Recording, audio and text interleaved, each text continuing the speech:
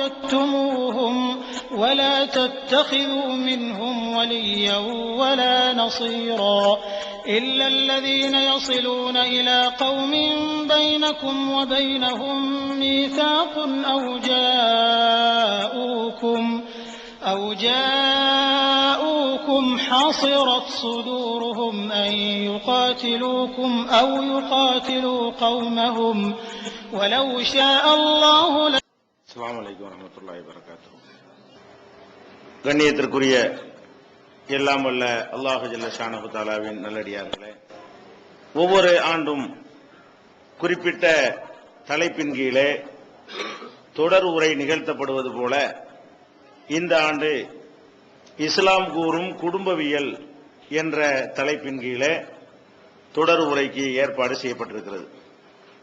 இஸ்லாம் மார்க்கத்தை பொறுத்தவரை அது எந்த ஒரு பிரச்சனையை எடுத்துக்கொண்டாலும் முழுமையாகவும் தெளிவாகவும் அறிவுக்கு பொருத்தமான முறையிலும் நடைமுறைக்கு சாத்தியமான வகையிலும் அனைத்து பிரச்சனைகளையும் அணுகக்கூடிய ஒரு மார்க்கம். அந்த அடிப்படையில் குடும்பவியலை பற்றி இஸ்லாம் எத்தகைய நெறிமுறைகளை நமக்கு சொல்லித் தருகிறது என்ற தலைப்பு இந்த ஆண்டு நாம் எடுத்துக்கொண்டிருக்கிறோம். இதற்கு காரணம் என்னவென்று சொன்னால், நம்முடைய சமூகத்திலே கடந்த சில ஆண்டுகளாக குடும்ப அமைப்புகள் சீரழிந்து வருகின்றன. குடும்பங்களுக்கு மத்தியிலே உள்ள பிரச்சனைகள் முஸ்லிம் சமுதாயமாக இருந்தாலும் மற்ற சமுதாய மக்களாக இருந்தாலும் அவர்களுக்கு மத்தியிலே ஏற்படக்கூடிய நிறைய பிரச்சனைகளை நாம் சந்தித்து வருகிறோம். இதற்கெல்லாம் அடிப்படை காரணம் என்னவென்று சொன்னால், இஸ்லாம் சொல்லக்கூடிய அந்த குடும்பவியலை, அதனுடைய சட்டதிட்டங்களை முஸ்லிம்கள் அறிந்து கொள்ளாமல் இருக்கிற காரணத்தினால்தான், அது அவர்களுக்கு தெளிவாக சொல்லப்படாத காரணத்தினால்தான் இது போன்ற நிலைமைகளை எல்லாம் நாம் பார்க்கிறோம். அதனால்தான் இந்த வருடம் இஸ்லாம் கூறும் குடும்பவியல் என்கிற தலைப்பில் இஸ்லாம் குடும்பத்தை பற்றி என்னென்னவெல்லாம் சொல்கிறது என்பதை பார்க்கவிருக்கிறோம். முதலாவதாக, அல்லாஹ்வுடைய படைப்புகளிலே எந்தெந்த படைப்புகளை அல்லாஹ் நேரடியாக படைத்திருக்கிறானோ அவையெல்லாம் இனப்பெருக்கம் செய்யக்கூடிய வகையிலே படைத்திருக்கிறான். ஒன்றிலிருந்து இன்னொன்று உற்பத்தியாகக்கூடிய வகையில அல்லாஹ்வுடைய படைப்பு மாத்திரம்தான் இருக்கும். மனிதர்கள் எதையாவது உற்பத்தி செய்தார்கள் என்று சொன்னால் அது இன்னொன்றை உற்பத்தி செய்யாது. ஒரு பேனாவை நம்ம உற்பத்தி செய்தோம் என்று சொன்னால் அந்த பேனாவில் இருந்து இன்னொரு பேனா பிறக்காது. நம்ம ஒரு மைக்கை உற்பத்தி செய்தோம் என்று சொன்னால் அந்த மைக்கில இருந்து இன்னொரு மைக்கு வராது. இன்னொரு மைக்கை தனியாகத்தான் நம்ம செய்ய வேண்டும். அல்லாஹ்வை பொறுத்த வரைக்கும் ஒரு மனிதனை அல்லாஹ் படைக்கிறான், ஒரு ஜோடியை படைக்கிறான், அதிலிருந்து இத்தனை கோடி மக்கள் நம்ம உருவாகி இருக்கிறோம். நேரடியாக ஒரு ஜோடியைத்தான் படைக்கிறான். இது போல எல்லா உயிரினங்களிலுமே ஒரு ஜோடி ஆடு, ஒரு ஜோடி மாடு, இப்படித்தான் அல்லாஹ் படைத்திருக்கிறான். அதுதான் பல்கி பெருகி பல உயிரினங்களாக இன்றைக்கு வளர்ந்திருக்கிறது நம்ம பார்க்கிறோம். அதே போல தாவரங்களை எடுத்துக்கொண்டால் கூட ஒரே ஒரு விதையிலிருந்து ஏராளமான மரங்களை அல்லாஹ் உற்பத்தி செய்யக்கூடிய அதிசயத்தை நம்ம பார்க்கிறோம். இப்படி ஒவ்வொரு உயிரினமும் பல்கி பெருக வேண்டும் என்பதற்காக அவற்றுக்கு மத்தியில ஆண் பெண் என்ற இரண்டு இனத்தை உருவாக்கி ஒன்றை ஒன்று கவரக்கூடிய வகையில அதிலே ஒரு ஈடுபாட்டை ஏற்படுத்தி அதன் மூலமாகத்தான் அல்லாஹ் உயிரினங்களை பெருகச் செய்கிறான். ஒவ்வொரு உயிரினத்திலையும் தாவரங்கள் உட்பட அவைகள் தானாக கவரக்கூடிய தன்மை இல்லாவிட்டால் கூட அதிலே ஆண் இருக்கிறது, பெண் இருக்கிறது. பூக்கள்ல ஆண்பூ இருக்கிறது, பெண்பூ இருக்கிறது. அந்த ஆண்பூ பெண்பூ என்ற அந்த இரண்டும் இணைந்தால் மாத்திரம்தான் பூக்கள் காய்க்க முடியும். அந்த மாதிரிதான் எல்லா விதமான உயிரினங்களையும் அல்லாஹ் படைத்திருக்கிறான். இப்ப எல்லாமே ஆண் பெண் என்ற அந்த இன ஈடுபாட்டின் மூலமாக பெருகக்கூடியதாக இருந்தாலும் மனிதனுக்கு மாத்திரம்தான் குடும்பம்ங்கிற இந்த அமைப்பு இருக்கிறது. ஆடுகளுக்கு என்ன இல்ல, குடும்பம் கிடையாது. மாடுகளுக்கு குடும்பம் கிடையாது. ஆடுகள்ல ஆண் இருக்கிறது, பெண் இருக்கிறது. மாடுகள்ல ஆண் இருக்கிறது, பெண் இருக்கிறது. கோழிகள்ல ஆண் இருக்கிறது, பெண் இருக்கிறது. இப்படி எல்லா உயிரினங்களையும் ஆண் பெண் என்ற இரண்டு இனங்கள் இருந்தாலும் அவைகளுக்கு மத்தியில குடும்பம் என்கிற ஒரு செட்டப் இருக்குமான்னு கேட்டா இருக்காது. அவைகள் இனப்பெருக்கத்திற்காக சேருவதோடு தங்களுடைய வேலையை முடித்துக் கொள்ளும். அதற்கு பிறகு அதனால் ஏற்படுகிற விளைவுகளை அவை சுமப்பது கிடையாது.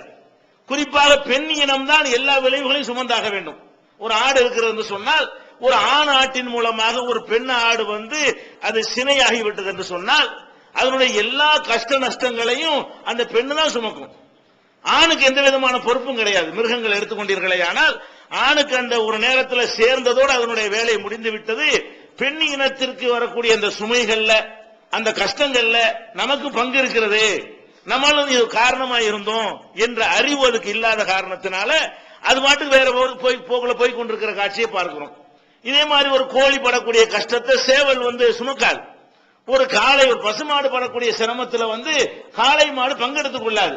ஆனால் மனிதன் வந்து பகுத்தறிவு உள்ளவனா இருக்கிற காரணத்தினால இதை சிந்திக்கிறான். என்ன சிந்திக்கிறான்?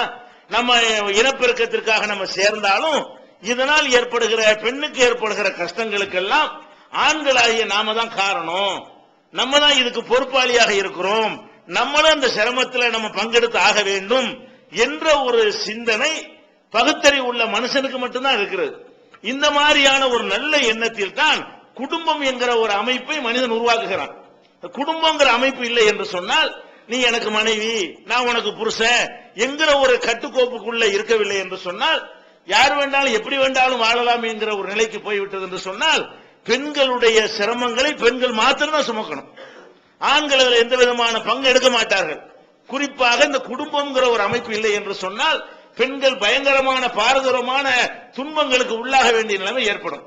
அதை தவிர்ப்பதற்குத்தான் இந்த குடும்ப அமைப்பு என்பதை ஆதி காலத்திலிருந்தே, ஆதம் அலைஹிஸ்ஸலாம் காலத்திலிருந்தே இதை வந்து அல்லாஹ் வந்து உருவாக்கி வைத்திருக்கிறான். ஆதமை மாத்திரம் படைத்து அவனே அவருக்கு ஒரு ஜோடியையும் கொடுத்து, நல்லது கெட்டதெல்லாம் நீ சுமக்க வேண்டும் என்று சொல்லி, நீ தான் உன்னுடைய மனைவியை பராமரிக்கணும் என்று சொல்லி, அந்த ஆதம் அலைஹிஸ்ஸலாம் முதல் மனிதரிடமிருந்து அல்லாஹ் கொடுத்த அந்த குடும்ப செட்டப் தான் உலகம் முழுவதும் மனித குலத்தில் அந்த குடும்ப அமைப்பாக இருந்து கொண்டிருக்கிறது.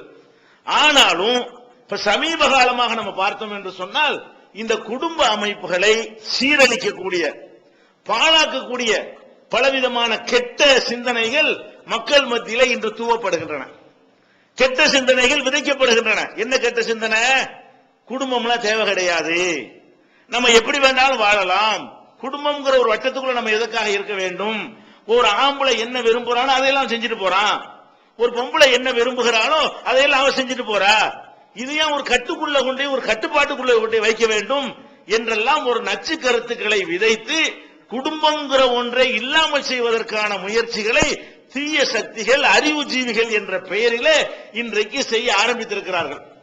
அப்ப இந்த குடும்பம்ங்கிற செட்டப் எங்க எல்லாம் குலைகிறது? நம்ம ஆய்வு பண்ணி பார்த்தோம் என்று சொன்னால் 3 காரணங்களால் குடும்பம்ங்கிற அமைப்பு வீணா போகிறது. 3 காரணங்கள் தான் குடும்பத்தை சீரழிப்பதற்கு, குடும்பம்ங்கிற செட்டப்பை இல்லாமல் ஆக்குவதற்கு 3 விதமான செயல் திட்டங்களை சைத்தான் மனிதர்களுக்கு வகுத்து கொடுத்திருக்கிறான். அதுல ஒரு செயல் திட்டம் என்ன? ஒன்னு துறவரம். இந்த 3 குடும்பத்தை இல்லாம ஆக்கக்கூடிய 3 திட்டங்கள்ல ஒரு திட்டம் என்னன்னு சொன்னா, துறவரம் என்கிற ஒரு சிந்தனையை மனிதன் மத்தியில் ஏற்படுத்துறான். துறவரம்னா என்ன? ஒரு ஆணுக்கு ஒரு பெண்ணு தேவை கிடையாது, ஒரு பெண்ணுக்கு ஆணு தேவை கிடையாது, அது மாதிரியான ஒரு உறவும் தேவை கிடையாது. நம்ம எல்லாவற்றையும் துறந்து விட்டு கடவுளுக்காகவே நம்ம என்ன செய்யணும்? நம்மளை அர்ப்பணித்துக் கொள்ள வேண்டும், கடவுள் தவம் இருக்க வேண்டும், நிஷ்டையில இருக்க வேண்டும், தியானத்தில் இருக்க வேண்டும், இப்படி எல்லாம் நம்ம வந்து கடவுளுக்காக நம்மை அர்ப்பணித்துக் கொள்ள வேண்டும் என்கிற ஒரு சித்தாந்தம் பல மதங்களில் இருப்பதை நீங்கள் பார்க்கிறீர்கள். இது ஒரு உயர்ந்த நிலையாக எல்லா மதங்களிலும் கருதப்படுகிறது. எந்த மதத்தை எடுத்துக்கொண்டாலும் இவர்கள் ஞானிகளாக, உயர்ந்தவர்களாக, மகான்களாக, பெரிய அறிவாளிகளாக, நம்மளை எல்லாம் விட சிறந்த மக்களாக அவங்க கருதப்படுவாங்க. யாரு யார் துறவரத்தில் இருக்கிறார்களோ, யார் குடும்ப வாழ்க்கை வேணாண்டு ஒதுங்கி இருக்கிறார்களோ அவங்க என்னமோ சிறந்தவர்களாகவும், யார் குடும்பத்தில் ஈடுபாடு காட்டுகிறானோ அவன் தாழ்ந்தவனாகவும் இன்றைக்கு மனித சமுதாயத்தில் என்ன செய்கிறார்கள்? கருதப்படுகிறார்கள். இந்த சிந்தனை அனைவருக்கும் வந்து வைங்க, மனிதர்கள் அழிஞ்சு போயிடும். ஏதோ இந்த சிந்தனையில் வந்து அதிகமான பேர் ஒண்ணு விழல, லட்சத்துல ஒருத்தங்கிற கணக்கில் வேண்டுமானால் இந்த மாதிரி சிந்தனைக்கு ஆட்பட்டவர்கள் இருப்பார்கள். இந்த வியாதி பரவி போய், ஆமா எல்லாரும் அப்படி செஞ்சா என்ன என்ற 50 பேர் சாமியாரா போனான்னு வைங்க, என்னவாக? அதோட மனிதகுலம் முடிஞ்சு போயிடும். மனிதன் பிறக்க மாட்டான், மறுபடியும் உற்பத்தி ஆக மாட்டான், அவன் தான் கடைசியா இருப்பான். இந்த சிந்தனை அனைவருக்கும் வந்து விட்டது என்று சொன்னால் அதுதான் மனித குலத்தை அழித்து நாசமாக்கிவிடும். கியாமத்து நாள் வராமல் அழிச்சு போயிடுவாங்க. அப்ப அந்த மாதிரியான ஒரு நிலைமையில இந்த துறவரம், அதாவது கடவுளுக்காக வேண்டி நம்மளை தியாகம் பண்ணி கொள்வது இப்படிங்கிற ஒரு சித்தாந்தம் குடும்பத்தை சிதைக்கிறதுக்காக வேண்டி சைத்தானுடைய ஒரு மாய வலை. இது எல்லா மதங்களையும் சொல்லப்பட்டாலும் இஸ்லாம் மதம் இதை கடுமையா எதிர்க்கிறது. எதை? இந்த துறவரம் என்பதை கடவுளுக்காக எங்களை நாங்கள் அர்ப்பணித்துக் கொள்கிறோம், கடவுளுக்காக வேண்டி ஆண் எங்களுக்கு வேண்டியதில்லை, பெண் எங்களுக்கு வேண்டியதில்லை, ஒரு ஆம்பளைக்கு பெண் வேண்டியதில்லை, பெண்ணுக்கு ஆண் வேண்டியதில்லை என்கிற மாதிரியான ஒரு நிலை இஸ்லாத்துல கடுமையாக வன்மையாக கண்டிக்கப்படக்கூடிய ஒரு கலாச்சாரமா இருக்கிறது.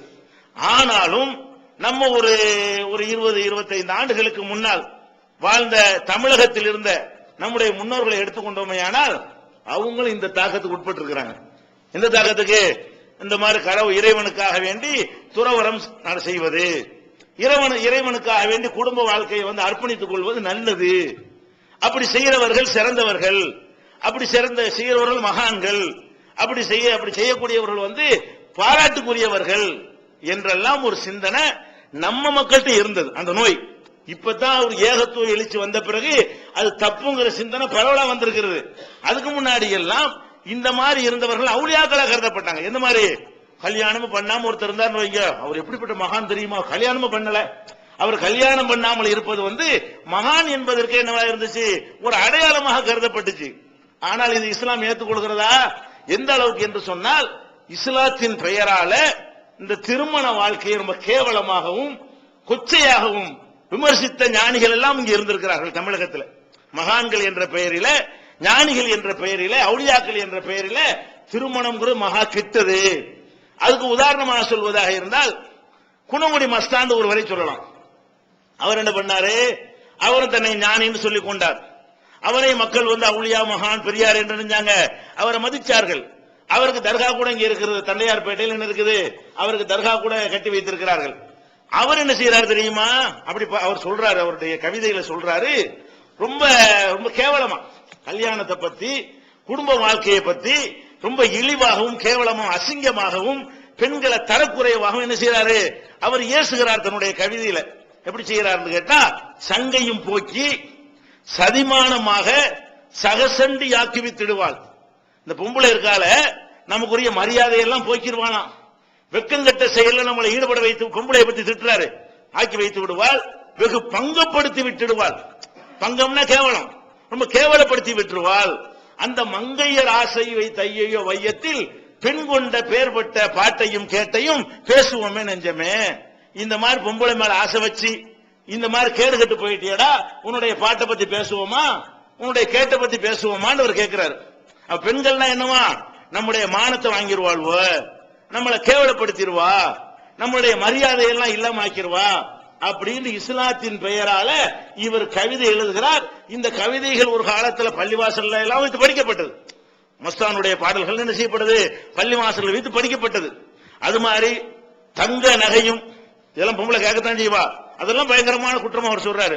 தங்க நகையும் முகப்பணி சேலையும் காவனவே குரங்காட்டுவாள். தங்க நகை வேணும்பாலாம், நல்ல அலங்காரமான சேலை வேணும் குரங்காட்டுவாளாம். ஆம்பளை என்ன செய்வா? பெண் குரங்காட்டுவாள். ஆதியை தேடி அருள்பட நாடி அழுது அழுது மடி பிடிப்பாள். ஆதினா அல்ல, ஆதியானவன் அவன் தானே. ஆதியை தேடி நம்ம துறவரத்துக்கு போக போனோம்னு சொன்னா மடியை பிடிச்சு விட மாட்டாளாம், அழுது அழுது மடியை பிடிச்சுக்கிருப்பா, போகாதேன்றுவாளாம். நீதான் ஏதென்னை விட்டு பிரிவதும் என்றவள் ஏங்கி ஏங்கி துடி துடிப்பாள். அல்லாஹ்வுக்காக வேண்டி நம்ம ஏதாவது தியானம் செய்யலான்னு போனோம்னு சொன்னா அது துடி துடிப்பாள், விடமாட்டா. நாடி குருவடி தேடி நடக்கிற நற்செயலை கசப்பாக்குவாள். குருவடினா ஷேக் முரீத், ஷேக் இருக்கார்ல ஞானி, அவருடைய குருவடியை பின்பற்றி போகலான்னு போனா அதையும் கசப்பானதாக்கிடுவா. அப்படிலாம் போயிடாத, முறிதெல்லாம் வாங்கிறாத, என்னோடவே இரு என்று இந்த பொம்பளை சொல்லுவா. அது மாதிரி ஓடி திரிந்தே இளைந்து பணங்கள் ஒரு காலை தேடென்று தாக்குவாள். ஓடி போய் பணம் காசனம் நிறைய அள்ளிக்கிட்டு வா அப்படின்னு சொல்லுவாளாம்.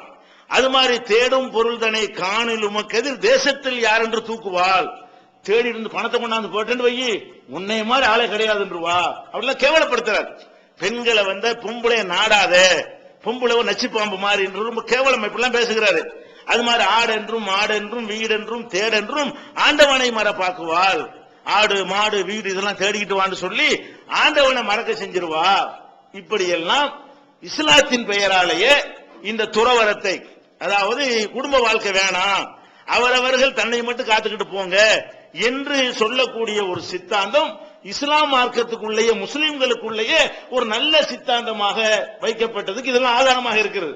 திருமணம் ஆகாம ஒருத்தர் நபி வழியை புறக்கணிச்சிருந்தாருன்னா அவர் எப்படி இறைநேசர் ஆவார் என்ற ஒரு ஞானம் கூட இல்லாமல் நம்ம என்ன செஞ்சோம், அவங்க எல்லாம் இறைநேசர்களுக்கு உள்ளவங்க, யார் கல்யாணம் வேணான்னு புறக்கணித்தார்களோ அவங்க எல்லாம் இறைநேசர் என்ற அந்தஸ்துக்குரியவர்கள் என்கிற ஒரு சித்தாந்தம் பிற மதங்களில் இருந்து காப்பியடிக்கப்பட்டு நம்ம மக்கள்கிட்டையும் ஒரு தாக்கத்தை ஒரு காலத்துல தமிழக மக்கள் மத்தியில ஏற்படுத்தி இருந்தது.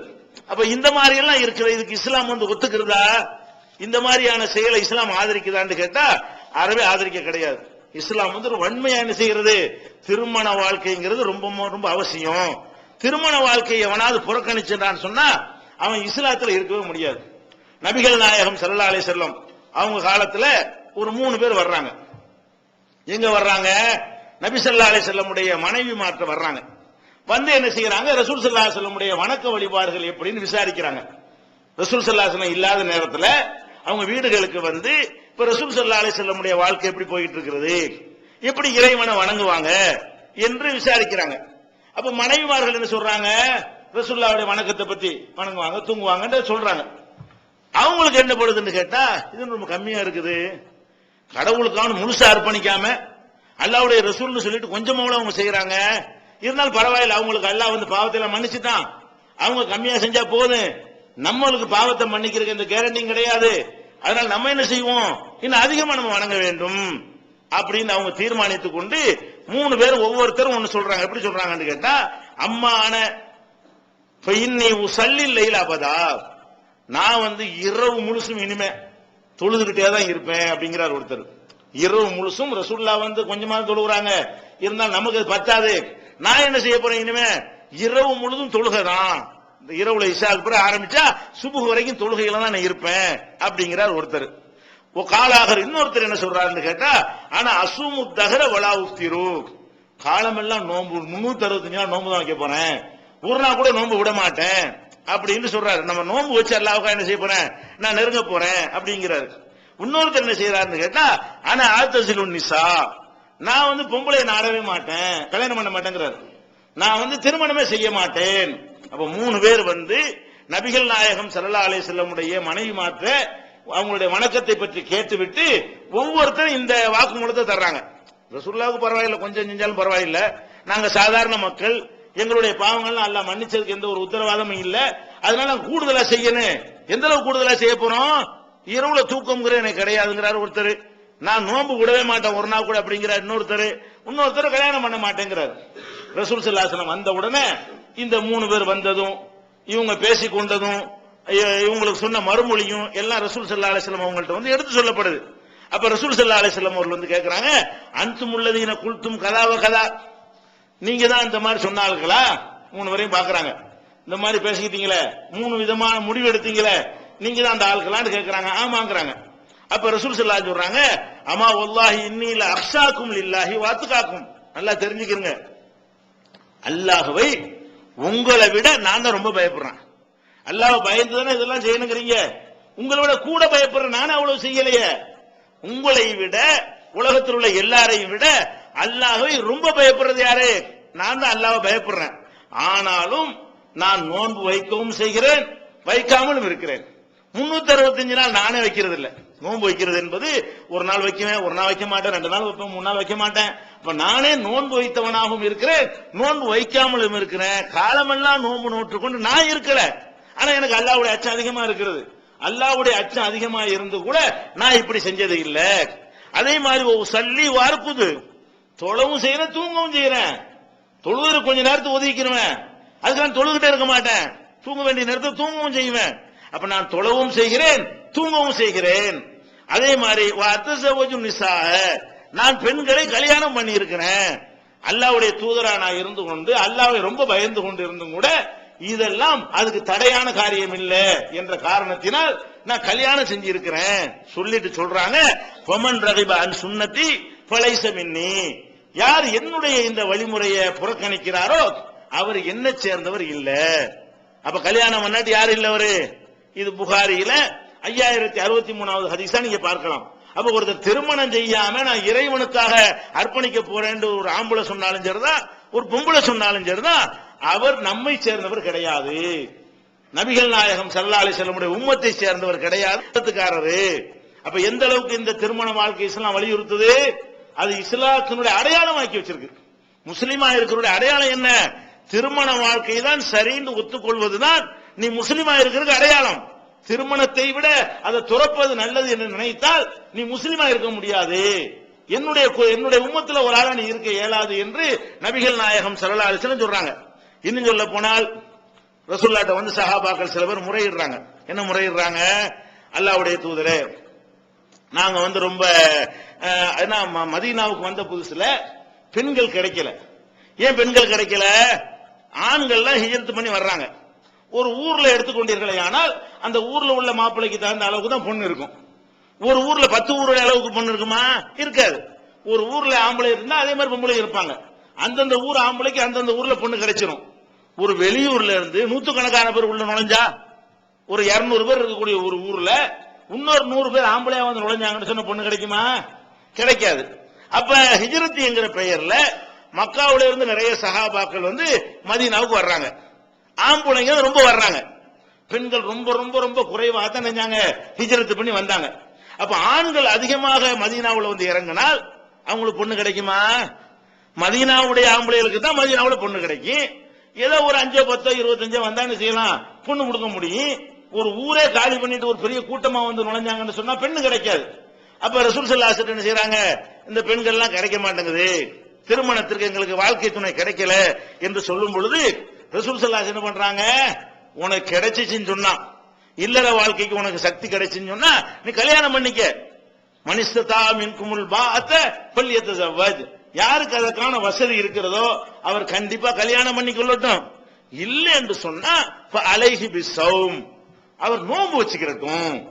கிடைக்கலன்னா தான் பொண்ணு கிடைக்கல, அல்லது பொண்ணை கல்யாணம் பண்றதுக்கு காசு இல்ல, அதுக்கு தேவையான வசதிகள் இல்ல, மகர் கொடுக்க முடியல, அந்த மாதிரியான ஒரு நிலை ஏற்படுமையானால் அடுத்து நம்ம என்ன செய்யறதுக்கு?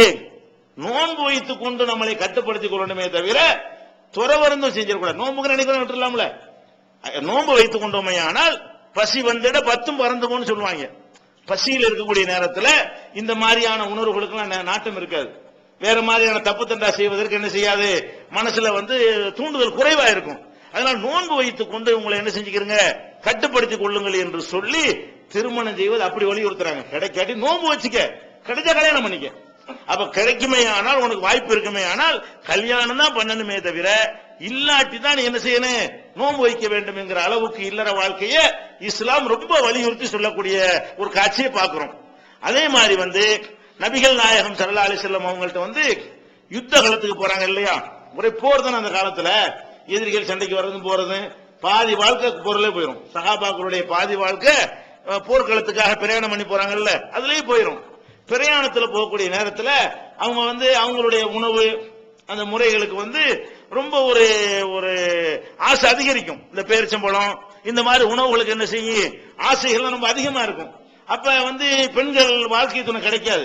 அப்ப ரசூலுல்லாஹ் இடத்துக்கு அல்லாஹ்வுடைய தூதரே ரொம்ப சிரமமா இருக்கிறது, எங்களுக்கு வந்து கட்டுப்படுத்திக் கொள்ள முடியல, அதனால நாங்க வேண்டால் ஆண்மை நீக்கம் செய்யட்டுமா? இந்த துறவரத்துக்கு அடுத்து அதுக்கு மேல உள்ள ஸ்டேஜ் இது. துறவரம்னா அந்த ஆசையை வைத்துக் கொண்டே கட்டுப்படுத்துறதா சொல்வது. இது என்னது, அந்த ஆசையே வராது, அந்த ஆண்மையை எடுத்துறது.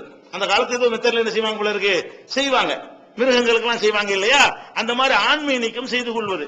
அப்ப அவங்க என்ன கேட்கறாங்க, அல்லாஹ்வுடைய தூதரே நாங்க ஆண்மையவே எடுத்துட்டுமா, ஆண்மை நீக்கம் செஞ்சிரட்டுமா என்று கேட்கறாங்க. அப்ப ரசூல் ஸல்லல்லாஹு அலைஹி வஸல்லம் என்ன செய்யறாங்க, அதெல்லாம் செய்யக்கூடாது, எந்த ஒரு காரணத்தினாலையும் அந்த ஆண்மையை நீக்கிக் கொள்ற வேலையை நீங்க செய்யக்கூடாது என்று தடுத்தார்கள். இது புகாரில் 5071, 4615, 5076 ஆகிய ஹதீஸ்கள் இதை பார்க்கலாம். அப்ப ஆண்மை நீக்கம் செய்வதற்கு மார்க்கம் தடுக்குன்னா என்ன அர்த்தம், கல்யாணம் தான் பண்ணணும், எப்படியா கஷ்டப்பட்டு தேடி கிடைக்கிற இடத்துல கல்யாணம் பண்ணு, கல்யாண ஆசை வருது என்ற காரணத்திற்காக வேண்டி அந்த ஆண்மையை நீக்கிக் கொள்ளாதே அப்படிங்கிறாங்க. அது மாதிரி வந்து உஸ்மான் இப்னு மலூன் என்கிற ஒரு சஹாபி போய் ரசூலுல்லாஹ்ட்ட கேட்கறாங்க, அல்லாஹ்வுடைய தூதரே எனக்கு வந்து வாழ்க்கை கிடைக்க மாட்டேங்குது, பெண்கள் வந்து தட்டுப்பாடா இருக்கிறது, மனைவிமார் இல்லாம எனக்கு ரொம்ப சிரமமா இருக்கிறது, அதனால எனக்கு அனுமதி தாங்க எதுக்கு அனுமதித்தாங்க? ஆண்மையை நீக்கிக் கொள்வதற்கு அனுமதித்தாங்க என்று கேட்ட பொழுது நபிகள் நாயகம் ஸல்லல்லாஹு அலைஹி வஸல்லம் தடுத்துட்டாங்க. அவருக்கு மாத்திரம் அனுமதி கொடுத்திருந்தால் லக்து செய்யனா, நாங்க நிறைய பேர் அப்படி பண்ணிருப்போம். சாது இப்னு அபீ வக்காஸ் சொல்றாரு, உஸ்மானை விட்டு அப்படி ஆழம் பாக்குறாங்க. உஸ்மான்ங்கிற சஹாபியை விட்டு நீங்க போய் கேட்டு பாருங்க, ரசூலுல்லாஹ் உங்களுக்கு பர்மிஷன் கொடுத்துட்டான்னு வைங்க, நம்ம எல்லாரும் இது மாதிரி பண்ணி கெட்டு போயிடக்கூடாதுல்ல. பெண்களுடைய பெண் இல்லாத ஒரு சமயத்தில் அந்த உணர்வுகள் வந்து வேற மாதிரி தப்பு தண்டா செய்யக்கூடாது என்பதற்காக வேண்டி இந்த ஆண்மையை நீக்கிக் கொள்ளலாம்னு கேட்கிறாங்க. அப்ப என்ன செய்யப்படுது? ரசூலுல்லாஹ் தடுத்துட்டாங்க. அவங்க அனுமதி கொடுத்திருப்பார்களே ஆனால் நாங்கள் அந்த மாதிரி செஞ்சிருப்போம், நிறைய சஹாபாக்கள் ஆண்மையை நீக்கி இருப்போம் என்று சொல்கிறார்கள். அப்ப இதுல எதுக்கு என்ன வழங்குகிறது? ஒரு மூமின் முஸ்லிமாக இருக்கக்கூடியவன் எந்த ஒரு காரணத்தினாலையும் கல்யாணம் வேணாங்கிற ஒரு முடிவுக்கு வரக்கூடாது. கிடைக்கலையா அப்ப நம்ம அதை கண்ட்ரோல் பண்ணுவது நோன்பு வைத்துக் கொள்ள வேண்டும். அந்த நோன்பை தாண்டி வேற கண்ட்ரோல் பண்ணக்கூடாது. ஆண்மை நீக்கி கொள்ற அளவுக்கு எல்லாம் போயிடக்கூடாது. நோன்பு வைத்துக் கொண்டு அதிகமான நோன்புகளை வைத்து அந்த திருமணம் அமைகிற வரைக்கும் நம்மளை வந்து நெறிப்படுத்திக் கொள்ளணும் என்று மார்க்கம் சொல்றதே தவிர அல்லாஹ்வை நெருங்குறதுக்காக வேண்டிய எல்லாரும் தியாகம் பண்ணிட்டு போங்க என்று சொல்லவே இல்லை. அடுத்தது மார்க் அடிப்படையில் இது ஒரு பக்கம் இருக்கு. நம்ம சிந்திச்சு பார்த்தா கூட அந்த குடும்ப வாழ்க்கையில இல்லாம துறவரம் இருக்கிறாங்கல்ல, இந்த துறவரம் என்பது ஒரு போலித்தனம் இருக்குன்னு நீங்க செஞ்சு பார்த்தா விளங்கும். துறவரம்டா என்ன? எதையும் ஆசைப்படக்கூடாது, எதுலையுமே விருப்பம் இருக்கக்கூடாது, இறைவனுக்கு அனைத்தையும் துறந்து விட வேண்டும். இதான துறவரம். துறவுனா என்ன அர்த்தம்? அல்லாஹ் இறைவனுக்கு அவனி கடவுளுக்காக வேண்டி எங்களுக்கு இந்த உலகத்துல ஒண்ணுமே வேண்டாம் அப்படின்னு ஒரு முடிவுக்கு வர்றது. இப்படி துறக்கிறேங்கிறாங்களே, இதுல உண்மையாளர்களா இருந்தா ஆடைய தொழுகிறாங்கிறான். என்ன செய்யறான்? கொண்டாட்டி வேணாங்கிறான். சரி போயிட்டு போ. அதுக்கப்புறம் என்ன செய்யறான்? ஆடையும் நிர்வாணமா போறான். கடவுளுக்காக வேண்டி ட்ரெஸ் ஒண்ணு இருந்தா அது ஒரு ஆசை தானே, அந்த ஆசையும் விட்டுறான் அப்படிங்கிறான். ஆனா இப்படி எல்லாம் சொல்லக்கூடியவன் சோத்தை துறக்கிறானா? இது துறக்கிறான்ல, அது ஒரு ஆசை தானே, சாப்பிடணுங்கிற ஒரு ஆசை தானே. நான் கடவுளுக்காக நான் சாப்பிடாம இருப்பேன், அப்ப என்ன விளங்குது? அது முடியாது, சாப்பிடுவது தேவை, இல்லாட்டி வாழ முடியாதுன்னு விளங்குறான்ல. அப்ப துறக்கிற ஆசையை துறக்கிறேன்னு சொன்னா சட்டை ஆசைப்படக்கூடாதுங்கிறான், வேட்டி ஆசைப்படக்கூடாதுங்கிறான், பனியன் ஆசைப்படக்கூடாதுங்கிறான், பெண் ஆசைப்படக்கூடாதுங்கிறான். அதே மாதிரியான ஒரு ஆசை தானே திங்கிறது. திங்கிறது மட்டும் விட மாட்டான், திருவோட்டை தூக்கிட்டே போவான். மத்த சாதாரண துறந்தன இருக்கான அவன் சாப்பாட்டு பாத்திரம் தூக்கிட்டு தெரிய மாட்டான். நம்ம எல்லாம் ஆசையை துறக்காத ஆளுங்க இருக்கான்னு பாத்திரம் தூக்கிட்டா தெரியணும். அவங்க சாப்பாட்டு பாத்திரத்தை விடவே மாட்டாங்க, திருவோடு கையில வைத்துக் கொண்டு. அவனுக்கு அது ரொம்ப ஆசையா இருக்கு, இதெல்லாம் சேர்த்தாலும் கொண்டு வச்சுப்படுறான். அப்ப சாப்பாடு இல்லாமல் வாழ முடியலன்னு விளங்குதா இல்லையா? அப்ப ஆசையை துறக்குதல் என்பது போலி, யாராலையும் துறக்க இயலாது என்பதற்கு இது ஒரு முக்கியமான காரணமாக இருப்பதை நீங்கள் பார்த்துக் கொள்ளலாம். அடுத்தது என்னன்னு கேட்டா, இந்த ஆசையை துறக்கிறாங்க, அது முடியுமா? முடியாது. நம்ம உலகத்துல பாக்குறோம், யாரெல்லாம் இந்த ஆசையை துறந்ததாக சொல்லுகிறார்களோ அது ரெண்டு விதமா அவங்க இருப்பாங்க. ஒண்ணு அவங்க பெண்ணோட தனிமையாக இருக்கக்கூடிய வாய்ப்பை பெற்றிருக்க மாட்டார்கள். அவனு செய்ய முடியாதுல. காட்டுல போய் கிடக்கிறான்னு வைங்க, காட்டுல கிடந்து அவன் மட்டும் இருந்தானா யார போய் கெடுக்க போனாங்க? சும்மா இருந்துட்டு போயிடலாம். காட்டுல போய் கடந்துட்டான்னு சொன்னா அந்த பெண் சுகம் இல்லாமல் அவன் பாட்டுக்கு என்ன செய்யலாம்? இருக்க முடியும். இப்படிப்பட்டவன் வேண்டுமானால் அந்த மாதிரி ஆசை இல்லாம இருந்துருவான். வாய்ப்பு கிடைச்சுன்னு வைங்க, யாரும் அண்ணன் கெட்டு போயிடானா இல்லையா? யாரெல்லாம் துறவரம் போனார்களோ அவங்க பல பேர் என்ன செஞ்சாங்க? நாரி போன காட்சியை பார்த்தோம். பெரிய பெரிய லெவல்ல இருந்தவங்க, உச்சமான நிலையில் வைத்து மதிக்கப்பட்டவர்கள் எல்லாம் கூட என்ன செஞ்சிட்டாங்க? இந்த ஒரு தனிமையும் சந்தர்ப்பமும் வாய்ப்பும் கிடைக்கும் பொழுது, ஒரு பெண்ணோட தனியா இருக்கலாம் என்கிற ஒரு சூழ்நிலை வரும் பொழுது அந்த துறவரம் எல்லாம் பொய்ன்னு காட்டிடுறாங்க. இது நடக்க சாத்தியமே அற்றது. ஏன் முடியாது? எப்படி பசிங்கிறது, பசிச்சால் சாப்பிடாம இருக்க முடியாதோ அதே மாதிரி இது ஒரு வகையான பசிதான். ஆணா இருந்தாலும் பெண்ணா இருந்தாலும் இது ஒரு பசின்னு சொல்லும் பொழுது அதுக்கு முறையான தீனியை கொடுக்கணுமே தவிர தீனியை கொடுக்க மாட்டோம்னு சொன்னா என்ன திருடு திங்கிற மாதிரி வந்துடும். தப்பான முறையில் அனுபவிக்கிற மாதிரி தான் கொண்டே விடும். ஹலாலான சாப்பாடை போட்டு திருட மாட்டான், சாப்பாடு இல்லைன்னு என்ன செய்வான்? திருடி திங்கிற மாதிரி வந்துருதா இல்லையா? அதை விளங்காம நடைமுறைக்கு சாத்தியமற்ற ஒரு சித்தாந்தத்தை உலகத்துல சொல்லி கெடுக்க பாக்குறாங்க. அது நடக்கல. பெரும்பாலும் அதிகமான மக்கள் என்ன செய்யறது இல்ல, அதை கேட்டுக்கொள்வதில்லை. ஆனால் அது சிறந்தது நினைக்கிறாங்க. நமக்கு செய்ய முடியல, இவங்க செஞ்சுக்கிட்டு இருக்கிறாங்க மகான்கள் என்கிற அளவுல இன்னைக்கு பிற மதத்து மக்கள்கிட்ட துறவரத்தை பற்றி ஒரு நம்பிக்கை இருக்கிறது. அது போக எல்லாத்தையும் திறந்துடும் வைங்கலாம், எல்லாத்தையும் திறந்துட்டான்னு சொன்னா இவன் செய்யற நன்மையை விட உள்ள இருக்கிறாங்கல்ல குடும்பத்துல அவங்க அதிக நன்மை செய்வாங்க. ஏன்? எல்லாத்தையும் திறந்த ஒருத்தன் பெத்த தாயை கவனிக்கிறதுக்கு நன்மை கிடைக்குமே, அது அவனுக்கு கிடைக்குமா? அவன் அதையும் திறந்துடுறானே. இதை திறக்கிறேன்னு தாயும் இல்ல, பிள்ளையும் இல்ல, அண்ணனும் இல்ல, தம்பியும் இல்ல, மாமானும் இல்ல, மச்சானும் இல்ல, ஒண்ணுமில்ல ஆயிடுத. அப்ப ஒரு மனிதன் பெத்த தாயை என்ன செய்யறான்? வளர்த்து கவனித்து ஆளாக்கி அவங்களுக்கு தேவையானதெல்லாம் செய்யறானே, இதனால் எவ்வளவு பெரிய நன்மை கிடைக்கும். இந்த நன்மை யாரு கிடையாது?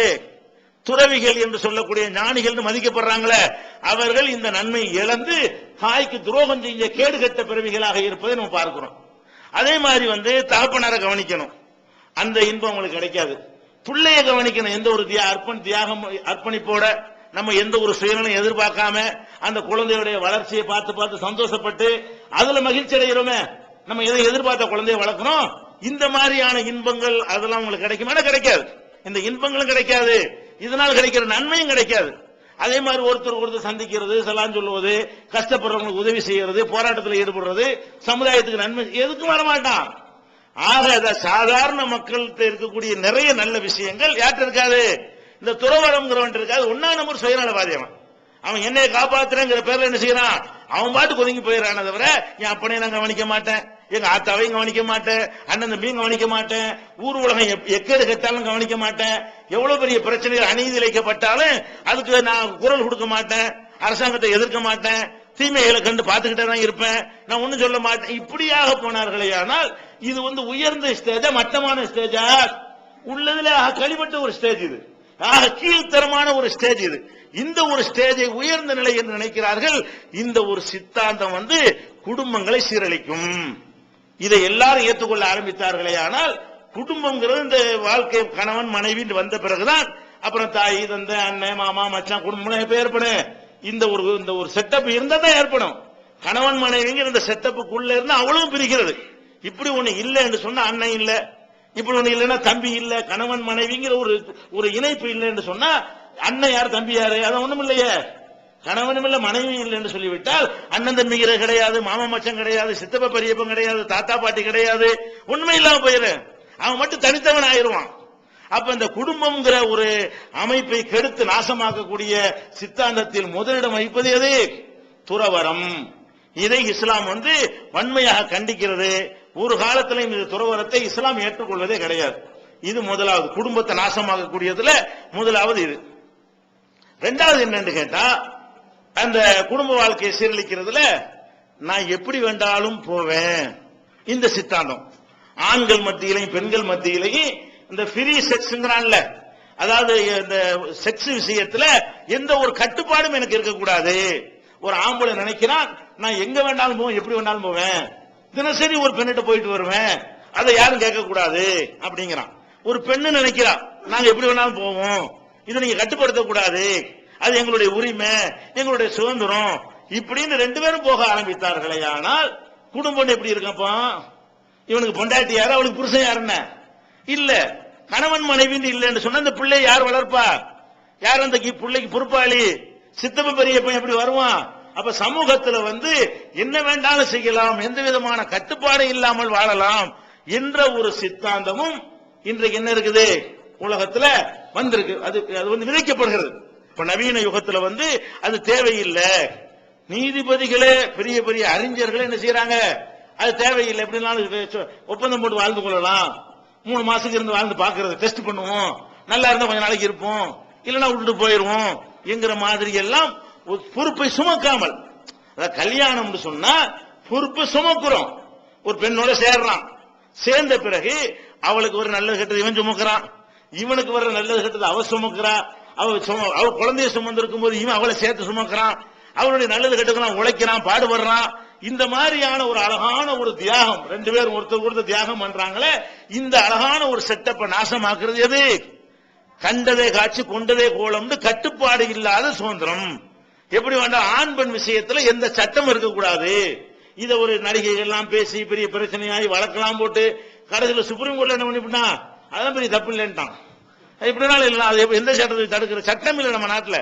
எந்த சட்டத்தை வச்சு தடுக்கிறது? யார் வேணாலும் எப்படி விருப்ப சுதந்திரம் அதானே, ரெண்டு பேரும் விரும்பி என்ன செஞ்சா நீங்க எப்படி கேட்பீங்கிறான்.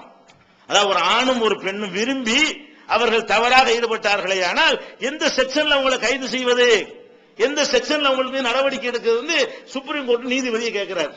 அப்ப நம்ம நாட்டில் என்ன இருக்குது, இதுக்கு எந்த ஒரு தடையும் கிடையாது, அந்த சுதந்திரம் கொடுக்கப்பட்டு இருக்கிறது. இதை மக்கள் தெளிவா இருக்கிறாங்க. சட்டத்தை விட, சட்டத்தை காப்பாற்றுறவங்களை விட மக்கள் தெளிவா இருக்கிறாங்க. அந்த முசீபத் எல்லாருக்கும் பிடிக்கல, 1-2 பேருக்கு தான் பிடிச்சிருக்கிறது. ஆனா சட்டம் என்ன சொல்லுது, எல்லாம் எப்படி வேணாலும் போங்களாங்குது. சட்டம் வந்து ஆணுக்கு எந்த விதமான கட்டுப்பாடு விதிக்க மாட்டேன்னு சொல்லுது, பெண்ணுக்கு எந்த விதமான கட்டுப்பாடு விதிக்க மாட்டோம். விருப்பம் தான் அங்க முக்கியம், நிர்பந்தம் தான் படுத்தக்கூடாது, பலாத்காரம் தான் பண்ணக்கூடாது. தவிர ஒரு ஆணை எந்த பொம்பளை வேணாலும் கூட்டிட்டு போய் அந்த பொம்பளை மனப்பூர்வமா ஒத்துக்கொண்டாலேயானால் அது தப்பு இல்ல. நம்ம நாட்டில் உள்ள சட்டம் சொல்லுகிறது. உலக நாடுகள்ல பல நாடுகள்ல இதுதான் சட்டம். மக்கள் அனைவரும் அந்த சட்டத்தை ஏத்துக்கல, அந்த சட்டத்தை கடைபிடிக்க தயாரா இல்ல, வேணாங்கிறது வெறுக்கிறாங்க. ஒட்டுமொத்த மக்களுடைய விருப்பத்திற்கு எதிராக கேடுகட்ட கொஞ்சம் பேருக்காக வேண்டி இந்த வாசலை திறந்து வைத்திருக்கிறார்கள். இப்படி ஒரு நிலைமை எல்லாருக்கும் ஏற்பட்டா என்னவாகும்? குடும்பம்னு ஒண்ணு இருக்காது. இதுல அதிகமான பாதிப்பு யாருக்கு ஏற்படும்? பெண்களுக்கு ஏற்படும். இந்த மாதிரி கொஞ்ச நேரம் சந்தோஷத்துக்காக வேண்டி போய்விட்டு ஒரு குழந்தை குட்டியை உண்டாகி அதை சுமந்து அதுக்கப்புறம் என்ன ஒண்ணும் செய்ய முடியாது.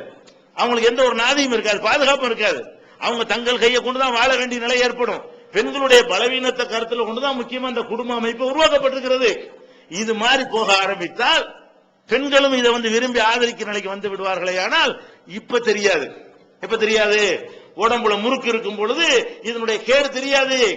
ஒரு நேரம் வரும், ஒரு நரம்பு பிடிச்ச எல்லாம் இழுப்பான், முதுமை அடைவோம், எல்லாம் ரத்த ஓட்டம்லாம் சோர்ந்து போயிடும். அந்த நேரத்தில் அதனுடைய விளைவுகளை சுமக்க முடியாமல் பாரதமான கஷ்டத்துக்கு ஆளாக வேண்டிய நிலைமை ஏற்படும். அது போக இதுல ஏற்படுற இன்னொரு விஷயம் என்ன? இப்ப நவீன காலத்துல எய்ட்ஸ்ங்கிற ஒரு நோய் சொல்றான்.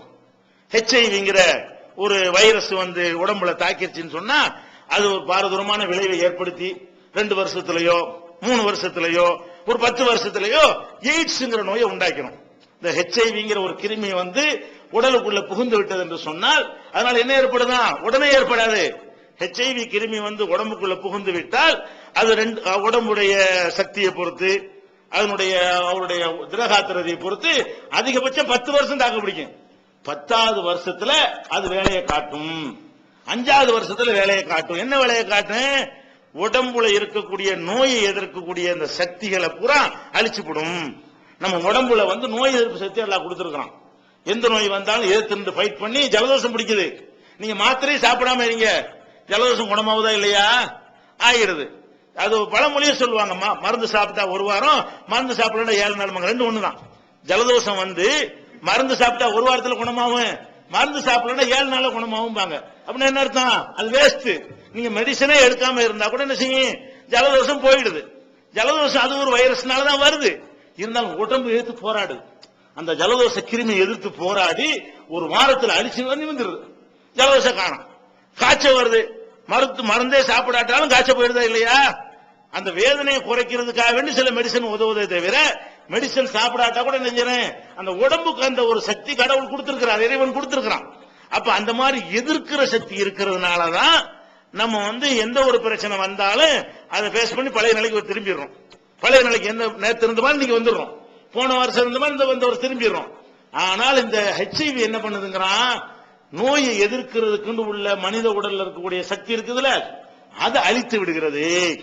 ஜலதோஷம் பிடிச்சுன்னு வைங்களேன், பிடிச்சதுதான் என்ன, அதை போகாதீங்க, அதை எதிர்க்கிற கிருமி உங்களுக்கு இருக்காது. இப்படி எந்தெந்த நோய் நமக்கு வருகிறதோ அந்த நோய்களை எதிர்க்கக்கூடிய தன்மை நம்ம உடம்பிலிருந்து எடுபட்டு விடும். முடிவு மரணம் தான். ஒரு நோயிலே காலமெல்லாம் ஜலதோஷம் பிடிச்சிருந்த தலைவலிய காலமெல்லாம் இருந்தா செத்து போயிட மாட்டோமா? ஒரு நோயின்னா வரணும் போகணும், அப்படி இருந்தா தானே வேடிக்கை காரணம் தான் வாழ முடியும். தொடர்ச்சியா இருக்குன்னு வைங்க, பெரிய பாரதூரமான விளைவு ஏற்பட்டு போயிடும். அந்த மாதிரி எல்லாம் ஏற்படாம காப்பாத்துறதுக்கு உடம்புல நோய் எதிர்ப்பு சக்தி வேணும். அதை வந்து இந்த HIV கிருமி வந்து நெஞ்சறேன் அழிச்சு கடைசியில என்ன ஆயிரும்? எய்ட்ஸ்ங்கிற லெவலுக்கு கொண்டாந்து விட்டால் பாரதூரமான விளைவாயிரும் அப்படின்னு சொல்றோம். இந்த எய்ட்ஸ் எதனால ஏற்படுது? எய்ட்ஸ் எதனால ஏற்படுதுன்னு சொன்னா 2 காரணம் தான் முக்கியமா மெயினா ஏற்படுது. தொத்துறது பல மாதிரி தொத்தும், ஏற்படுறதுங்கிறது தொத்துறது வேற.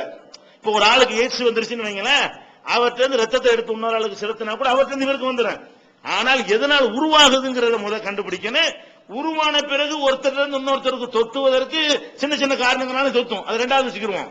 எதனால் இது உருவாகுது அப்படின்னு சொன்னா, அந்த தகாத ஒரு பெண்ணு வந்து அதிகமான பேர்கிட்ட உறவு கொள்றதுனால ஏற்படுதுங்கிறான். முதல்ல முக்கியமா உருவாகிறது ஒரு பெண்ணு வந்து அதிகமான ஆண்களோடு உறவு வைக்கும் பொழுது அவர்களுடைய உடலில் இருக்கக்கூடிய அந்த பிறப்பில் இருக்கக்கூடிய அந்த திரவங்கள் மூலமாக அது வந்து மிக்ஸ் ஆகி போய் என்னவாகிறது? அங்க இருந்தா தொத்துகிறது. சீக்கிரமா பெண்களுக்கு தான் தொத்துங்கிறான். எய்ட்ஸ் நோய் தொத்தக்கூடிய வாய்ப்பு யாருக்கு அதிகம் இருக்குது? பெண்களுக்கு அதிகமாக இருக்கிறது.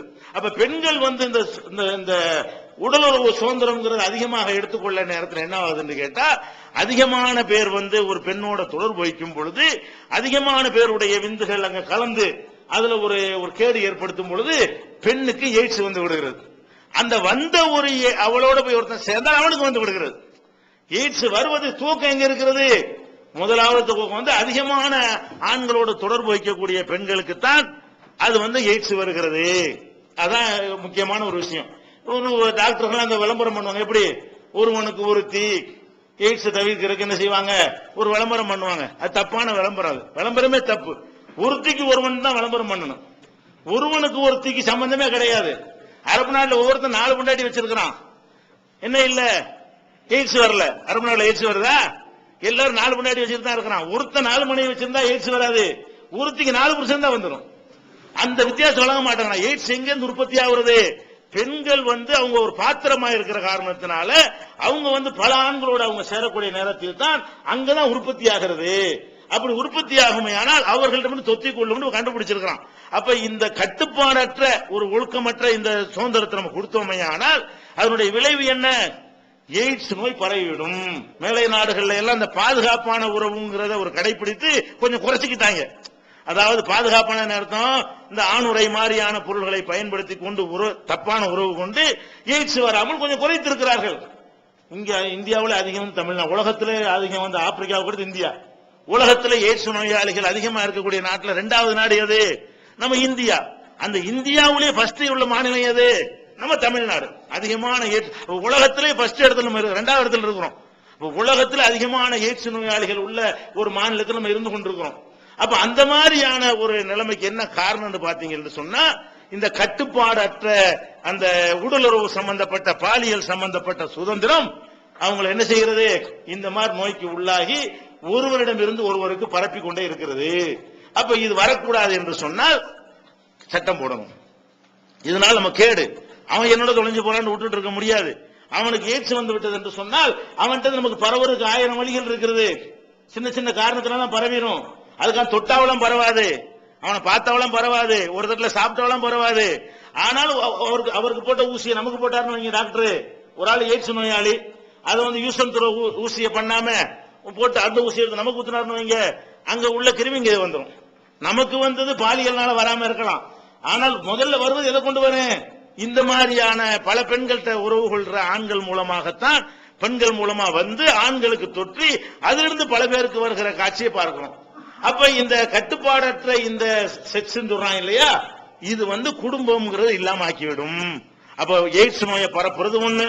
இப்படி எல்லாரும் கட்டுப்பாடற்று போயிட்டான்னு சொன்னா அப்புறம் வாரிசுலாம் இருக்குமா? உலகம் அழிஞ்சு போயிடும். ஏன்னா யார் சுமக்க மாட்டாங்கல்ல. எதுக்கு இந்த அது இவன் சொல்லக்கூடிய முறை என்ன சொல்றான்? நீங்க எய்ட்ஸ்ல இருந்து தப்பிக்கிறதுக்கு கணவன் மனைவியை வாழுங்கன்னு சொல்றதை விட்டுப்புட்டு நீங்க கொஞ்சம் சேஃப்டி பண்ணிக்கிட்டு தப்பு பண்ணுங்கிறான். நம்ம அரசாங்கத்து விளம்பரம் எப்படி இருக்கிறது? பாதுகாப்பான முறையில உறவு கொள்ளுங்க. இப்படி எல்லாரும் பாதுகாப்பான முறையில உறவு கொண்டான்னு சொன்னா எல்லாரும் இதை ஏத்துக்கொண்டு, இந்தியாவில் உள்ள 50 பேர் ஏத்துக்கொண்டு பாதுகாப்பான முறையில் உறவு கட்டுப்பாடற்று வாழ்ந்தோம்னு சொன்னா ஒருத்தனுக்கு வாரிசு இருக்காது. பாதுகாப்பான முறையில வாரிசு வராதுல்ல, அதான் நம்ம பாதுகாப்புங்கிறான். பாதுகாப்பான முறையில எல்லாரும் அது மாதிரி பண்ண ஆரம்பிச்சுட்டான்னு சொன்னா அப்புறம் இப்ப நம்ம வாழ்றோமோ நம்ம தான் கடைசி சேர்ந்தது. இதுவும் அழிச்சுப்படும். எப்படி எல்லாரும் சாமியாரா போனா மனித குலம் அழிஞ்சு போயிருமோ, எல்லாரும் பாதுகாப்பான முறையில் இதை செய்ய ஆரம்பிச்சான்னு சொன்னா அவன் தான் மனித குலத்துல கடைசி நம்பரா இருப்பான். அவனுக்கு பிறகு என்ன இருக்காது? மக்கள் இருக்க மாட்டாங்க, உலகம் அழிஞ்சு போயிடும். அப்ப ஒட்டுமொத்த உலகத்தையும் அழிக்கக்கூடியதாக இது இருக்கிறது.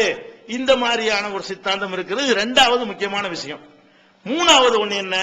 முறைகேடான உறவு. முறைகேடான உறவுண்டா என்ன? ஒரு ஆண் ஒரு பெண்ணோட தான் உறவு கொள்ள முடியும். அதான் இயற்கை. அப்படித்தான் அல்லாஹ் படைத்திருக்கிறான். இவங்க என்ன பண்றாங்க? அதை உடைச்சு ஆணுக்கு ஆணு பெண்ணுக்கு பெண்ணு ஓரின சேர்க்கை என்ன செய்யறான்? இப்படி ஒரு வழிமுறையை கையாளுறான். இந்த ஓரின சேர்க்கைங்கிற முறையில எல்லாரும் இதை லைக் பண்ண ஆரம்பிச்சான்னு வைங்க, அதுல என்ன தப்புன்னு வேற கேட்கிறான். அதுக்கு போராட்டம் வேற பண்றான். எதுக்கு? அதை செஞ்சா என்னங்கிறது போராட்டம் நடக்குதுங்க. அவனை அங்கீகரிக்கணுங்கிறான். ஒரு ஆணோட ஆண் சேர்வதை, அவங்க சேர்ந்து வாழ்வதை அது சட்டம் அங்கீகரிக்கணும், அதை தப்புன்னு சொல்லக்கூடாது என்றெல்லாம் போராட்டங்கள் எல்லா இடத்துலையும் நடந்து கொண்டிருக்கிறது. இது எல்லா பக்கமும் வந்துருச்சுன்னு வைங்க, ஆணோட ஆணு பெண்ணோட பெண்ணு என்கிற மாதிரி வந்தால் அதனுடைய விளைவு என்ன? அதேதான், மனிதர்கள் அலைஞ்சு போயிடும். அடே கடைசியில ஒரு தள்ளாத வயசுல ஒருத்தன் வந்து இந்த மாதிரியான ஒரு பழக்கத்துக்கு ஆளான ஒருத்தன், ஒரு ஆணோட ஆண் இருக்கிறான், பெண்கள் மீது அவனுக்கு நாட்டம் இல்ல, பெண்ணோட பெண்ணு ஆண்கள் மீது அவர்களுக்கு நாட்டம் இல்ல, இந்த மாதிரியான ஒரு முறைகேடான ஒரு உறவை நாடி செல்வார்களே, ஆனால் அவங்களுடைய கடைசி நிலை என்ன? இப்ப ஒன்னும் தெரியாது. ஒரு 50 வயசு ஆகும் பொழுது இந்த மாதிரி ஆசையெல்லாம் போன பிறகு படுத்து கிடப்பான்ல, அவனுக்கு கஞ்சி ஊத்துறதுக்கு ஒரு வாரிசு இருக்குமா? நீ ஆணோட ஆணுடா உனக்கு வாரிசு இருக்காத, நீ பெண்ணோட பெண்ண உனக்கு வாரிசு இருக்காத, உன்னை யார் தூக்கி நிப்பாட்டுவா? நமக்குன்னு பெற்று நம்ம வளர்த்து நம்ம அன்பை செலுத்தி நமக்குன்னு ஒரு பிள்ளை இருந்தா நம்ம சிரமப்படக்கூடிய காலத்துல என்ன செய்வாங்க? அவங்க தூக்கி நிறுத்துவாங்க, ஒருத்தர் உதவியா இருப்பாங்க. ஒரு ஆணோட ஆண் இருந்தா ஆணுக்கு சேவை செய்வானா? ஆணு பெண்ணா இருந்தா ஒருத்தர் சேவை செய்வாங்க. இயற்கையாக அந்த மாதிரி அந்த பாலியல் வேறுபாடு வந்து சேவை செய்ய தூண்டும். இந்த மாதிரி ஓரின சேர்க்கையை வந்து தூண்டக்கூடிய வகையிலையும் இன்றைக்கு செய்திகள், படங்கள், கட்டுரைகள், ஆராய்ச்சியில் போய்கொண்டிருக்கிறது. அப்ப இப்படி ஒரு செயலில் ஈடுபட்டுவதும் எதை தடுக்கிறது? குடும்ப வாழ்க்கை நாசமாக்கிவிடும். ஒரு நபியை இதுக்காண்டி எல்லாம் அனுப்பியிருக்கிறான். இஸ்லாத்தை பொறுத்த வரைக்கும் இந்த விபச்சாரம்ங்கிறதையும் கடுமையாக கண்டிக்கிறது. ஓரின சேர்க்கை, இந்த ஒரு ஆணோட ஆண் ஒரு ஹோமோசெக்ஸ்ங்கிறாங்க இல்லையா, அந்த மாதிரியான காரியங்களில் ஈடுபடுவதையும் இஸ்லாம் வன்மையாக கண்டிக்கிறது. நம்ம மனசுல பதிவு வைத்துக் கொள்ள இந்த சிந்தனை வந்தால் நம்ம குடும்பத்துக்குள்ள இருந்தாலும் துரோகம் செய்து கொண்டுதான் குடும்பத்தில் இருப்பவர்களாகிடும். எந்த சில ஆளுக்கு குடும்பத்தில் இருப்பாங்க, இருந்து கொண்டே என்ன செய்வாங்கன்னு கேட்டா அவங்க ஹோமமா இருப்பாங்க. குடும்பத்தில் இருந்து கொண்டே விபச்சாரம் செய்தவர்களா இருப்பார்கள். ஆணோ பெண்ணோ யாரா இருந்தாலும் இது துரோகம் தானே. நீ குடும்பத்தில் இருந்து கொண்டு ஆணுக்கு பெண்ணு துரோகம் செய்வதும் பெண்ணுக்கு ஆணு துரோகம் செய்வதெல்லாம் இதனுடைய பாரதூரமான விளைவு விளங்காம செஞ்சு கொண்டிருக்கிறார்கள். ஒரு பக்கம் ஒட்டுமொத்தம் பகிரங்கமா டிக்ளேர் பண்ணி செய்யறான், இன்னொரு பக்கம் குடும்பத்துக்குள்ள இருந்து கொண்டு இந்த ரெண்டு செயலும் செய்யக்கூடியவர்கள் நம்ம சமூகத்தில் இருக்கிறார்கள். இது எவ்வளவு பெரிய டேஞ்சரான ஒரு காரியம். இது மார்க்கத்தில் எவ்வளவு பெரிய தண்டனை இருக்கிறது. ஒரு நபியை, லூத் நபியை அனுப்பி அவங்க தான் ஆரம்பிச்சது. இவங்க சொல்லுவாங்க முதல் மனிதர் காலத்துல வந்துருச்சுமாங்க, பொய். இஸ்லாமிய பார்வையில வந்து ஆதி மனுஷன் இது இருக்கவில்லை, இது செயற்கையா தான் வந்தது. இஸ்லாமிய பார்வை பிரகாரம் இந்த ஆணோட ஓரின சேர்க்கைங்கிறாங்க இல்லையா, இது வந்து இயற்கையா வராது. இயற்கையா வருவதா இருந்தால் அந்த ஈர்ப்பு பாலின வேற்றுமை இருந்தா தான் அது வரும். இது வேணும்னு ஒரு நோயினால எவனோ ஒரு விதைச்ச காரணத்தினால இப்படி ஒரு பழக்கம் உண்டாகி இருக்கிறது. இந்த மாதிரியான ஒரு பழக்கத்தை வைத்து லூத் நபி அந்த மக்கள்கிட்ட சொல்றாங்க, மா சபககும் பிஹா மின் அஹதி மினல் ஆலமீன், உலகத்துல உங்களுக்கு முந்தி இதை ஒரு வேலை செஞ்சது இல்லை அப்படிங்கிறார் லூத் நபி. லூத் நபி போய் அந்த மக்கள் அவங்க சமுதாயத்தில் இந்த மாதிரி ஆணோட ஆண் சேர்ந்து கொண்டிருந்தார்கள் இல்லையா, அவங்களை பார்த்து என்ன செஞ்சாங்க, இதுக்கு முந்தி உலகத்தில் யாரும் செஞ்சது இல்லை. அப்ப இஸ்லாமிய நம்பிக்கை பிரகாரம் லூத் நபி காலத்தில் வாழ்ந்த அந்த மக்கள் தான் முதலாக ஓரின சேர்க்கைக்கு வழிவகுத்தார்கள், ஓரின சேர்க்கையை வெளிப்படையாக செய்ய ஆரம்பித்தார்கள். அதுக்கு முன்னாடி உலகத்தில் இதை மக்கள் விரும்பக்கூடியவர்களாக இருக்கவில்லை. ஆண் பெண்ணை விரும்பக்கூடியவனாகவும் பெண் ஆணை விரும்பக்கூடியவனாகவும் தான் அந்த காலத்தில் இருந்துட்டு வர்றாங்க. ஆதம் ஹவ்வான்னு தான் நல்லா படைச்சான். அந்த நபியுடைய வழியிலான எல்லாமே வந்திருக்கு. இது எங்க உடைகிறது? லூத் நபி காலத்தில் தான் உடைகிறது. இதுக்கு அல்லாஹ் செஞ்ச வேலை என்ன? அவங்க எப்படி அழைக்கிறான் அல்லாஹ்? தலைகில அல்லாஹ்வுடைய கோபம். இது இந்த மாதிரியான ஒரு செயல் செய்யக்கூடியவர்களுக்கு அல்லாஹ்வுடைய கோபம் எப்படி வருகிறது? ஃபஜஅல்னா ஆலியஹா சாஃபிலஹா, அந்த ஊருடைய மேல் பகுதியை கீழ்ப்பகுதியை ஆக்கிட்டோம். இப்படி இருக்கு பிரட்ட தோசை பிரட்டுற மாதிரி மேல் பகுதியா இருக்குதுல, அப்படியே கீழே ஒரு தோசை கரண்டி விட்டு அப்படி பிரட்டா என்ன ஆயிரும், நம்ம உள்ள போயிருவோம். அல்லாஹ் என்ன சொல்றானா, அந்த மக்களை எப்படி பிரட்டினானா, ஃபஜஅல்னா ஆலியஹா சாஃபிலஹா, அந்த ஊருடைய மேற்பகுதியை கீழ்ப்பகுதியா மாத்திட்டோம். அப்படின்னா தோசை மாதிரி தூக்கி போட்டு பிரட்டிவிட்டான் அல்லாஹ். அல்லாஹ்வுக்கு அது ஏலும். அது மாதிரி அவர்கள் மீது கல் மாரியை பொழிந்தோம். தமஸ்னா ஐதி அயுனஹும், அவங்களுடைய கண்களை குருடாக்கினோம். 3 வேலை அல்லாஹ் செய்யறான். ஒன்னு வந்து கல் மாறி பொழிகிறான், கல்லு குறி வச்சு அடிக்கிறது, சூடேற்றப்பட்ட கற்களை கொண்டு வேதனையை கொடுக்கிறான். அதுக்கப்புறம் குருடர்களாகி ஓட முடியாம கண்கள் தெரியாத நிலையில அவர்களை அல்லாஹ் ஆக்குகிறான். அதுக்கப்புறம் தூக்கி போட்டு ஒரேடியா தலைகளை புரட்டி தூக்கி மனுஷன் கூட பதிக்க கூடாது, அவனை அல்லாவே தலைகளை புரட்டி அழிச்சுட்டான்னு சொல்ற அளவுக்கு அல்லாஹ் இந்த செயல் மீது கடுமையான கோபத்தை காட்டுகிறான். இந்த மாதிரி அல்லாஹ்வுக்கு வெறுக்கத்தக்க இதுக்கு முன்ன நபியை அனுப்பி கடுமையான தண்டனையை கொடுத்திருக்கிற ஒரு காரியம் எது? இந்த ஆணோட ஆண் இந்த மாதிரியான உறவு இருக்கிறது. அது பயங்கரமான பாரதூரமான ஒரு குற்றம், குடும்பத்தை நாசமாக்கிவிடும். அல்லாஹ்விடத்திலும் கடும் கோபம் ஒட்டுமொத்தமா அழிக்கிறது இது காரணமாக்கிட்டான். இது அல்லாஹ்வுக்கு எதிராக யுத்தம் செய்கிறது. என்ன யுத்தம்? அல்லாஹ் வந்து ஆண் பெண்ணு படைத்து ஒருத்தர் இருக்கக்கூடிய வகையில அவன் ஒரு அழகான ஒரு செட்டிங்க படைச்சிருக்கிறான். உன் செட்டிங் தப்பு என்று சொல்லிவிட்டு அந்த உடலுறவுக்கு இல்லாத ஒரு வழியில உடலுறவை கொள்ளும் பொழுது அது அல்லாஹ்வுக்கு எதிரான ஒரு போராக அமைகிறது என்கிற வகையில் அல்லாஹ் அதுல கோபப்படுகிறான். அதுவும் எய்ட்ஸ் காரணம் கண்டுபிடிச்சிருக்கான். இப்ப ஒரு பெண் வந்து பல ஆண்கள்கிட்ட போவதனாலையும் எய்ட்ஸ் உற்பத்தியாகவும் அந்த மலைப்பாதையில உடலுறவு கொள்வதன் மூலமாகவும் என்ன உண்டாகும்? எய்ட்ஸ் உண்டாகும். அந்த இடத்துல வந்து அதுக்கு விஞ்ஞான ரீதியா நிறைய காரணங்களை சொல்றான். அப்ப இந்த எய்ட்ஸ் ரெண்டுமே தான் உண்டாகுங்க. பரவுறது பல வழியில் பரவும். அப்ப உலகத்திலே அல்லாஹ் வந்து அவனுக்கு அப்படி தண்டனை கொடுத்தான், இப்ப இப்படி தண்டனை கொடுக்குறான். இல்ல இந்த காலத்துல என்ன செய்யறான்? அவனுக்கு ஒரு எய்ட்ஸ் நோயை கொடுத்து கஷ்டப்பட்டு காலமெல்லாம் சிரமப்பட்டு எந்த நோய் வந்தாலும் தீராத ஒரு நிலைக்கு ஆளாக்கி இருக்கிறான். அப்ப முஸ்லிம்களாகி நம்ம என்ன செய்யணும்? ஒரு காலத்திலையும் இந்த துறவரத்தின் பக்கம் நாட்டம் கொள்ளக்கூடாது. துறவரம் செய்யக்கூடியவர்களை நல்லவர்கள் நினைக்க கூடாது. இரண்டாவதாக இந்த கட்டுப்பாடற்ற அந்த உறவு முறைங்கிறாங்க இல்லையா, அதை வந்து எதிர்த்து கடுமையாக பேச வேண்டும். அது என்னமோ அறிவுஜீவிகள் நல்லது மாதிரி சொன்னாலும் சரிதான், அது பாரதூரமான பயங்கரமான குற்றம் என்பதை நம்ம என்ன செய்யணும்? மக்களுக்கு விளக்கி சொல்ல வேண்டும்.